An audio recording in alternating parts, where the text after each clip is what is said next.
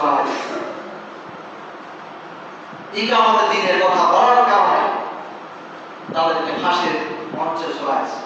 আল্লাহ তাআলা বলেন, وَاضْرِبْ لَهُم مَّثَلًا أَصْحَابَ الْقَرْيَةِ إِذْ جَاءَهَا الْمُرْسَلُونَ। তাদের দৃষ্টান্ত কি? সেই জনপদের লোকদের কাহিনী শোনাও যেখানে রাসূলগণ এসেছিল। অর্থাৎ ইত্তাকিয়া জনপদের যে ঘটনাটি ঘটেছিল, আল্লাহ তাআলা এখানে বলছেন তাদের উদাহরণ কি তারা জানে। তাদের ঘটনাটা কি ছিল? আল্লাহ তাআলা সূরা ইয়াসিনের 13 নম্বর আয়াত থেকে শুরু করে 28 নম্বর আয়াত পর্যন্ত সুন্দরভাবে বলেছেন। আল্লাহ তাআলা বলেন, ইযা আরসালনা ইলাইহিম ইসনাইনি ফাকাযযাবুহুমা ফা'আযাযনা বিতালিহিম ফাকালু ইন্না ইলাইকুম মুরসালুন। আমি যখন দুইজন নবীকে আমি ওই জনপদের নিকট প্রেরণ করেছিলাম। তাফসীরের মধ্যে, তাফসীর ইবনে কাসিরের মধ্যে এই দুইজন নবীর নাম আসছে। একজন হচ্ছে ইউহান্না আর একজনের নাম আসছে শামাও। শামাও আলাইহিস সালাম এদেরকে আল্লাহ রাব্বুল আলামিন প্রেরণ করেছিলেন।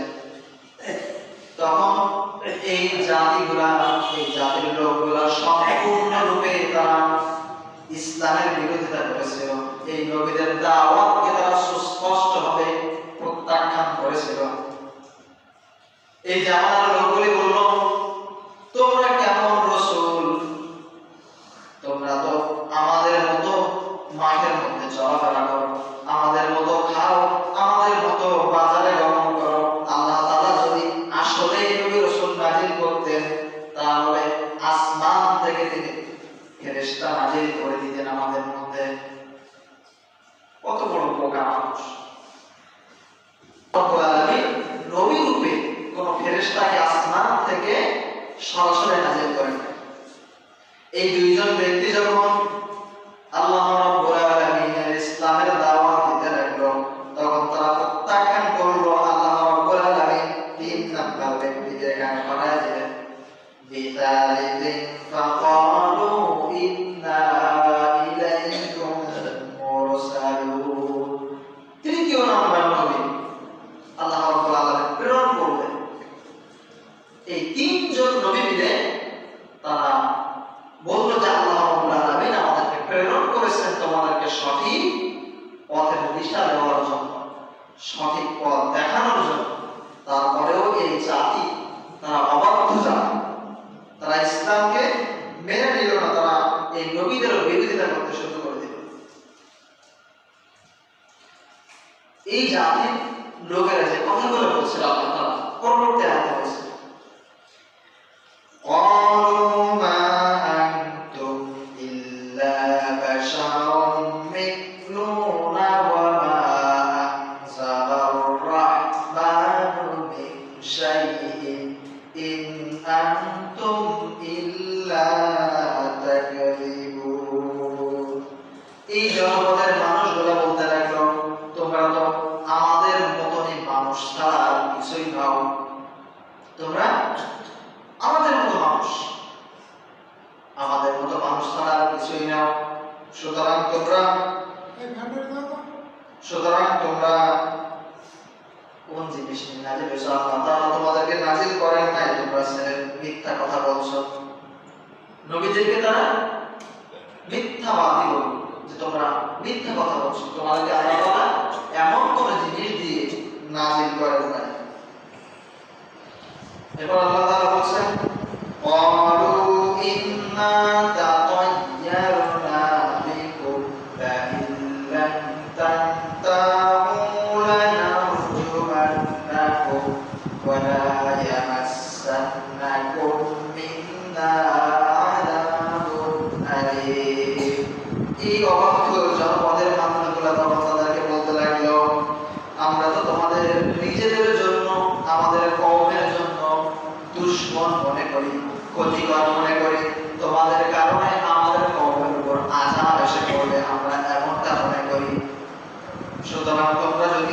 এই দাওয়াত তোমাদের তারপর ফিরে না যাও, আমরা তোমাদের কঠিন থেকে কঠিনতম শাস্তি তোমাদেরকে আমরা দেব। তারা আল্লাহর নবীদেরকে শাস্তি দেওয়া, হুমকি দিতে থাকে। এমন সময় এই যে প্রথমে বললাম সমাজের মধ্যে যত অসহায়, গরিব, দুস্থ এই সমস্ত মানুষগুলাই সর্বপ্রথম আল্লাহর নবীদের দাওয়াতকে কবুল করেছিলেন, অ্যাকসেপ্ট করেছিলেন। এই সময় একজন ব্যক্তি এই ইনতাকিয়া জনপদের সর্বশেষ সীমানার দিক থেকে দৌড়ে আসলো। আল্লাহ তাআলা কোরআনের মধ্যে বলছেন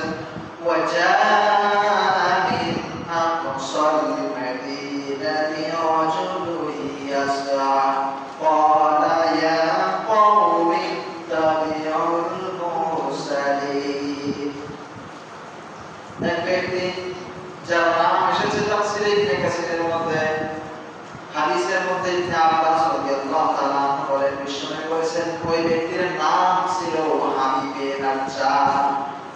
কি নাম ছিল? হাবিবে নাজ্জার। এই ব্যক্তিটি জনপদ থেকে দৌড়ে আসে। মনে করেন উদাহরণ হিসেবে আমরা বলতে পারি আপনাদের তামামতলা পুরান জায়গায় আমার বাড়ি, তখন থেকে আরেকটু বাড়ি, ওখান থেকে দৌড়ে এখানে চলে আসছে সতর্ক করার জন্য তার কম, তার জাতিকে।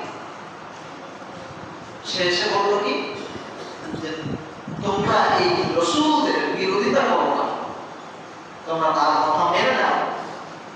সে তো ভালো কথাই বলছে, আমাদের জন্যই তো বলছে। এই রাসূলরা তো তাদের নিজেদের স্বার্থের জন্য কিছু করছে না, তারা তো আল্লাহ তাআলার দাওয়াতকে আমাদের কাছে পৌঁছায় দিয়েছে। তিনি বললেন ইয়া কওমি ইত্তাবিউল মুরসালিন, হে আমার জাতি তোমরা এই রাসূলদের কথাকে তোমরা মানো, মেনে নাও। এই জাতি মান্য করলো না, তারা বিরোধিতা করা শুরু করে দিল। শুধু বিরোধিতা করলো না, তারা সীমা লঙ্ঘন পর্যন্ত করে ফেলল। সামনে এসে আল্লাহ তাআলা বলেন ইত্তাবিউ মান লা ইয়াসআলুকুম আজরান ওয়া হুম মুহতাদুন। হাবিবে নাজ্জার বলল, হে আমার কওম, হে আমার জাতির লোকেরা, এই রাসূলগণ তো তারা নিজেদের স্বার্থের জন্য কিছু করছে না, তারা তোমাদের কাছে কোনো পারিশ্রমিক চাচ্ছে না, কোনো টাকা পয়সা যাচ্ছে না, কোনো দাম দৌলত যাচ্ছে না। তারা শুধু চাচ্ছে যেন তোমরা সঠিক পথের দিশা দান করো, তোমরা যেন সঠিক পথে চলতে পারো। সুতরাং তাদের কথাগুলি তোমরা মেনে নাও। এই জনপদের মানুষ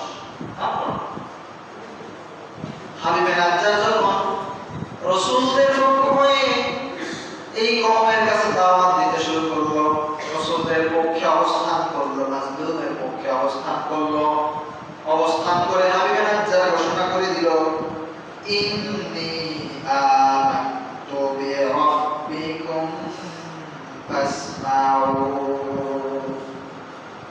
আমি এই রাসূলদের উপর ঈমান আনয়ন করেছি, সুতরাং তোমরাও তাদের কথা শোনো, তাদের কথা মেনে নাও। হাবিবে নাজ্জার যখন সুন্দর করে তার জাতিকে বোঝাইতে লাগলো, তার কওমকে ইসলামের দিকে আকৃষ্ট করতে লাগলো, বোঝাইতে লাগলো, এই দুশমন কওমরা হাবিবে নাজ্জারকে পর্যন্ত ছাড় দেয় নাই। হাবিবে নাজ্জারকে তারা হত্যা করে ফেললো। আল্লাহ ইসলামের নবীদের দাওয়াতকে সে শামিল করে নিল, অন্যদেরকে দাওয়াত গ্রহণ করার কথা বলল। হাবিবে নাজ্জারের উপর ওই জামাত কাফেররা আক্রমণ চালালো। আল্লাহ তাআলা বলেন কিলা দুখুলিল জান্নাতা ক্বালা ইয়া কওমি ক্বালা ইয়া লাইতা কওমি ইয়ালামুন। তাই আল্লাহ রাব্বুল আলামিন কিলা দুখুলিল জান্নাহ, তুমি জান্নাতের মধ্যে প্রবেশ করো। তার লোকেরা জান্নাতের লোকেরা হত্যা করবে, আল্লাহ তাআলা বললেন তুমি জান্নাতের মধ্যে প্রবেশ করো। সে যখন জান্নাতে প্রবেশ করলো, আফসোস করলো জাতির জন্য, ইয়া লাইতা কওমি ইয়ালামুন, হায় আমার আফসোস, আজকে আমার জাতির লোকেরা যদি জানতে পারত, আমার জাতির লোকেরা যদি বুঝতে পারতো আমি কত সুখ স্বাচ্ছন্দ্য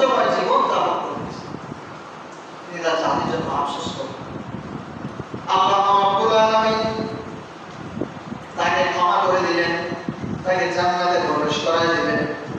এমনি ভাবে যারা ইসলামের দাওয়াত নিয়ে আসছে, কালেমার দাওয়াত নিয়ে আসছে, যুগে যুগে তাদের উপরে তৎকালীন বা সেই জামানার যারা মুনাফিক নামধারী মুসলমান ছিল, এই মুনাফিকগুলি সব সময়ের জন্য বিরোধিতা করে আসছে। সেই সৃষ্টি জগতের শুরু থেকে নিয়ে আজ পর্যন্ত, এমনকি ভবিষ্যতেও এই ধারা চলতে থাকবে। যে কওমগুলো নবীদের বিরোধিতা করছিল, ইসলামের বিরোধিতা করছিল, তাদেরকে আল্লাহ রাব্বুল আলামিন শাস্তি দিবেন, তাদের ধ্বংস করবেন। আল্লাহ তাআলা বলেন, ওয়া মা আনজালনা আলা কওমিহি মিন বা'দিহি মিন জুনদিন মিনাস সামাই ওয়া মা কুননা মুনজিলিন। তাদেরকে শাস্তি দেওয়ার জন্য আমি আল্লাহর পক্ষ থেকে আসমান থেকে ফেরেশতা নাযিল করার প্রয়োজন হয় না। এখন প্রয়োজন পড়ছে ফেরেশতা নাযিল করা? আল্লাহ তাআলা তাদেরকে শাস্তি দেওয়ার জন্য আসমান থেকে ফেরেশতা নাযিল করে নাই। সামান্য এই জাতিকে আল্লাহ ধ্বংস করেছিল। কানা ইল্লা সাইহাতান ওয়াহিদাতান ফাইদা হুম খামিদুন। আল্লাহ রাব্বুল আলামিন মাত্র একটা আওয়াজ দিয়ে, বিকট শব্দে, এক শব্দে সব ধ্বংস